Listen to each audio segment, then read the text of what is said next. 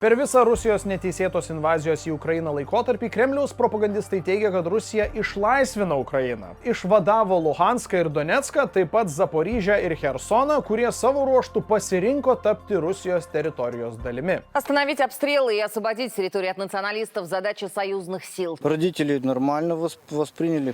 Что делать? Иди, надо родину защищать. Tačiau kaip Rusijos išlaisvinimas atrodo iš tikrųjų? 2014 metais surinkti referendumai niekada nebuvo pripažinti tarptautiniu mastu. Pagal Ukrainos konstituciją bet kokie Ukrainos teritorijos pakeitimai turi būti patvirtinti visų Ukrainos gyventojų referendumu. Per pirmuosius karo metus buvo paskelbta daugybė ataskaitų, kuriuose atskleidžiami Rusijos kariuomenės vykdomi karo nusikaltimai, kai tyčia apšaudomi civiliniai objektai, įskaitant gyvenamosius kvartalus, ligoninės ir mokyklas. Išvadavimo realybė – žiaurus ir kruvinas konfliktas, kuriame Rusijos pajėgos rodo šokiruojančią nepagarbą civilių gyvybėms. Štai kaip atrodo tikrasis išlaisvinimas.